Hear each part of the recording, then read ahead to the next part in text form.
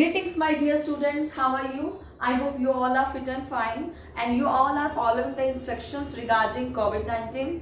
My dear students, in this video, we will do exercise 7.1 second sum. In last video, we did first sum of exercise 7.1 and in this video, we will do the second sum. The statement of the second sum is ABCD is a quadrilateral. It is given that ABCD is a quadrilateral in which AD equal to BC and it is also given कि AD line BC के equal है. देखो यहाँ ABCD is a quadrilateral and AD equal to BC. It means AD, this line segment is equal to BC, this line segment. They both line segments are equal. It is given. And angle DAB, it means this complete angle A is equal to angle CBA, this complete angle B. Okay, DAB is equal to CBA. These two angles are equal given. Okay, then we have to prove that triangle ABD is congruent to triangle BAC. ABD हमें इस triangle को congruent दिखाना है BAC के, ठीक है. And second part BD equal to AC हमें दिखाना है BG, this line segment is equal to AC, this line segment, and ABD equal to BAC.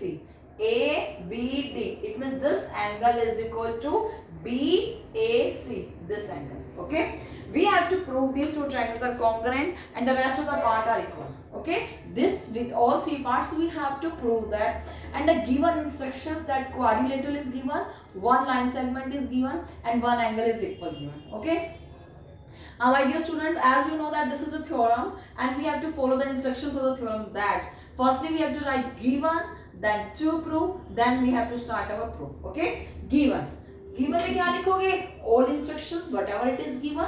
Firstly, ABCD is a quadrilateral. This is the first part given.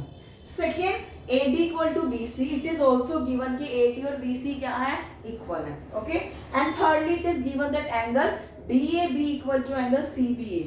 DAB equal to CBA. It is also given. तो given के तीनों parts आपको given को तो बनाना ही नहीं है, as it is जो रीजन आपको उसको गिवन मिल जाएगा, ठीक है ना. This is a given portion and to prove what we have to prove all three lines we have to put in the to prove portion. Now we have to start our proof. This is the main part of the theorem. Firstly we have to write given, then to prove and then we have to start our proof. अब देखो हमें prove क्या prove करना है. We have to prove that this first part, these two triangles congruent. तो जिस triangle को congruent prove करना है पहले उसकी कंडीशंस चेक करेंगे कि क्या कंडीशंस फॉलो हो रही है नहीं. हमारा कांग्रेस रूल वाले जो 5 क्राइटेरिया है उनमें से कोई एक क्राइटेरिया लग रहा है या नहीं, अप्लाई हो रहा है या नहीं. ओके, हम ये चेक करेंगे. तो जिन्हें प्रूव करना है पहले हम वही ट्रायंगल लेते हैं, ठीक है ना. तो मैं लिखूंगी फर्स्टली इन ट्रायंगल, हमें ये प्रूव करना है तो मैं यही दो ट्रायंगल लूंगी. In triangle ABG and triangle BAC. Whatever the naming is given, आपको as it is name रखना है जैसे naming given है, because naming correspondence के equal given है कि A के corresponding B angle है, B के corresponding A angle है और D के corresponding C angle है. आप इसकी naming को change मत करना. Whatever it is given, you have to write as it is. Okay? In triangle ABG and triangle BAC, तो मैंने दो ट्रायंगल ली. देखो कौन सी ली? ABD. अब इस क्वाड्रिलेटरल में से आप इस ट्रायंगल को अलग कर लो, that you can easily understand. देखो ABD तो मैं यहाँ लिख रही हूँ, ड्रॉ कर रही हूँ एज इट इज. इस ट्रायंगल से उठाया क्वाड्रिलेटर से, मैंने इसको अलग कर दिया. ऐसे ही है ना, ABD. Okay, this is for your understanding level. Don't draw this all this. ABD तो मैंने ABD को अलग कर लिया. सेकेंड हमारा ट्रायंगल है BAC. BAC तो मैं BAC को भी अलग कर लेती हूँ, ठीक है ना. तो ये इस टाइप में है BAC. देखो BAC तो इस पोर्शन को मैंने यहाँ ले लिया. ABD इस ट्रायंगल को मैंने यहाँ ले लिया. We have to prove these two triangle be congruent, ठीक है ना. थोड़ा साइज चेंज बना है बट आप चलो ठीक है थोड़ा साइज ठीक कर देते हैं इसका. BAC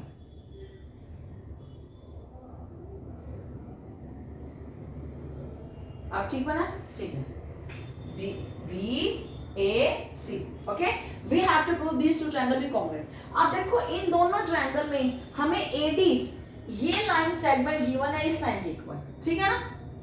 तो first part it means AD के कॉरेस्पॉन्डिंग BC लाइन है जो गिवन है, हमें उसके अकॉर्डिंग लिख लिया AD is equal to BC, ठीक है ना। अब देखो I told you that you have to write the reason of every line whatever you are writing here. तो दिस लाइन का रीजन क्या है कि ये लाइन तो गिवन है, इसका रीजन भी नहीं है, तो आप लिखोगे गिवन, ठीक है। Second part firstly AD equal to BC। अब यहां से देखो AD और BC कॉरेस्पॉन्डिंग बिल्कुल ठीक है ना। सेकंड में हमें एक एंगल गिवन है, क्या एंगल गिवन है, DAB।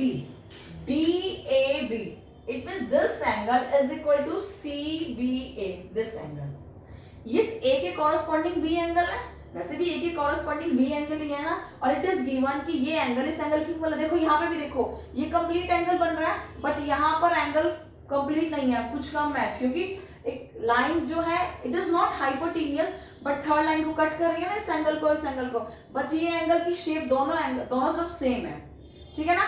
तो आप क्या लिखोगे, angle DAB is equal to angle CBA, ठीक है ना। दिस इज ऑल्सो गिवन, ये भी गिवन है, ये एंगल तो इक्वल है। आप देखो इस ट्रायंगल में एक साइड इस साइड की इक्वल है, these are corresponding side, these are corresponding angle and they are equal. And third ये AB है, इस A के कॉरेस्पॉन्डिंग एंगल B था, अगर मैंने यहाँ लाइन AB ली है तो यहाँ BA लूंगी, ठीक है ना। तो थर्ड लिखोगे आप AB is equal to BA, ठीक है ना। अब ये AB और BA क्या है, देखो AB और BA ये सेम ही तो लाइन थी, क्योंकि मैंने तो यहाँ पे अलग अलग ट्रायंगल, इसी ट्रायंगल की इमेज को बाहर लिया सो दैट कि यू कैन इजीली अंडरस्टैंड, आपको जल्दी से समझ आ जाए, इजीली समझ आ जाए, इसलिए मैंने इसको यहाँ ड्रॉ किया। बट अगर आप इनको यहाँ ज्वाइन करोगे तो AB लाइन तो वही सेम ही लाइन है, ठीक है ना। तो ये क्या है, common line, AB equal to BA is equal, इसका रीजन क्या है, common side, okay. My dear student, सबसे पहले जिसे कॉन्ग्रुएंट प्रूव करना है मैंने वो ट्रायंगल ली, फिर मैंने उसकी इमेजेस को अलग किया ताकि आपको इजीली अंडरस्टैंड हो जाए। इस इमेजेस में गिवन है कि AD और BC इक्वल है। देखो इन ट्रायंगल को मैंने अलग किया, इसकी AD और इसकी BC इक्वल है, क्योंकि इस ट्रायंगल की भी एक साइड, इस ट्रायंगल की एक साइड में से कॉरेस्पॉन्डिंग है, जो इक्वल है हमने इसे कॉरेस्पॉन्डिंग मान लिया। अब ये और गिवन है कि इस A एंगल की वैल्यू B एंगल की इक्वल है। देखो DAB CBA equal angle given है, ठीक है ना। तो इसका मतलब A के कॉरेस्पॉन्डिंग एंगल B ही होगा, क्लियर। तो ये भी इक्वल है, और अब मैंने A के कॉरेस्पॉन्डिंग एंगल B है, तो अगर मैं A से चल रही हूँ, अपना कॉन्टिन्यूटी बना रही हूँ, तो AB लाइन सेगमेंट है, तो यहाँ अगर B है तो मैं B से चलूंगी तो A पर जाऊंगी, तो इट मींस AB और BA क्या हो जाएंगे, same, this is common side. अब देखो साइड, फिर साइड चलकर फिर एंगल बना, एंगल से फिर साइड आई, यहाँ पे भी साइड, यहाँ पे ये साइड ले लो, साइड एंगल साइड, यहां से स्टार्ट करोगे तो भी SAS, यहाँ पे भी SAS। तो कौन सा कॉन्ग्रुएंस रूल अप्लाई हो रहा है, देखो SAS कोई भी कॉन्ग्रुएंस रूल अप्लाई होता है ना, उसकी कॉन्टिन्यूटी फिगर में आनी चाहिए। तो कॉन्टिन्यूटी फिगर में बन रही है ना, पहले S हुआ, फिर A आया, फिर S हुआ, या यहाँ से लोगे तो भी SAS, ठीक है ना। तो ये क्या है, SAS कॉन्टिन्यूटी क्राइटेरिया को फॉलो कर रहे हैं, तो आप लिखोगे सो या दिस है, देन तब क्या होगा, triangle ABG is congruent to triangle ABD, ठीक है ना। A के कॉरेस्पॉन्डिंग एंगल क्या था, B, इस B के कॉरेस्पॉन्डिंग A, तो BAC, ये लिखूंगी ना, BAC। इसका रीजन क्या है, रीजन यही है, बाय SAS कॉन्ग्रुएंस रूल, इस कॉन्ग्रुएंस रूल के अकॉर्डिंग ये कॉन्ग्रुएंट है, तो आप लिखोगे बाय SAS कॉन्ग्रुएंस रूल। इस रूल के अकॉर्डिंग क्या आ गया कि दोनों ट्रायंगल्स क्या होंगे, congruent, that's it. Don't draw this is for your understanding. अगर आपको यहां समझ आएगा तो अब यहां स्पीकर में भी आप समझ सकते हो, ठीक है। इसे इरेज कर देते हैं, clear. by SAS congruence rule these two triangles are congruent. Now my dear students, अगर अब ये congruent हो गए हैं दोनों triangles, okay, तो अब हमें प्रूव करना है BD और AC. So आपको मैं दोबारा ड्रॉ करके दिखाती हूँ कि नेक्स्ट साइड, फर्स्ट ट्रायंगल ये थी, सेकंड ट्रायंगल ये थी, ठीक है ना, ABD और यहाँ था ABC. देखो इस A के कॉरस्पॉन्डिंग एंगल B था और AD के कॉरस्पॉन्डिंग एंगल कौन सी साइड, सॉरी ये एंगल ऐसे नहीं थी, ये साइड ऐसे, ठीक है, ABC. इस AD के कॉरस्पॉन्डिंग साइड BC है, इस A के कॉरस्पॉन्डिंग एंगल B है. Okay, now my dear student, अब इसके कॉरस्पॉन्डिंग ये है, ठीक है ना, इस A के कॉरस्पॉन्डिंग B है, तो मैं A से चली B पर, B से चली A पर, ठीक है ना, तो इट मींस AB के कॉरस्पॉन्डिंग साइड क्या होगी, BA ही होगी, ठीक है, वो हमने ली भी है कॉमन साइड को, इट मींस इसके कॉरस्पॉन्डिंग साइड ये है.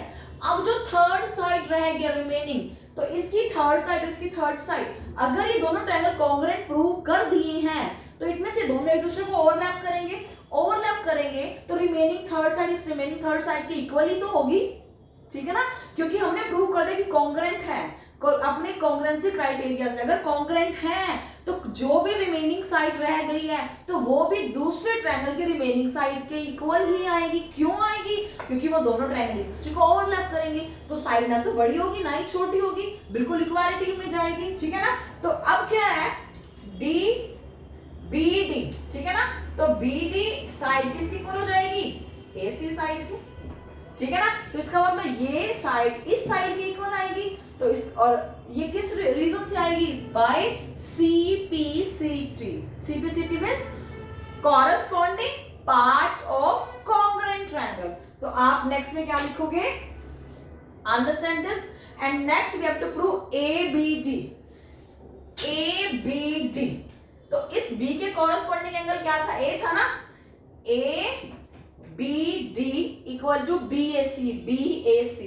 अब हमें ये दिखाना है कि ये एंगल इक्वल प्रूव करने हैं. देखो A के कॉरस्पॉन्डिंग एंगल B था, ठीक है ना, तो B के कॉरस्पॉन्डिंग एंगल A ही होगा क्योंकि नेम से ही है, A के कॉरस्पॉन्डिंग B के कॉरस्पॉन्डिंग A ही होगा क्योंकि नेमिंग की वजह से ली हुई है.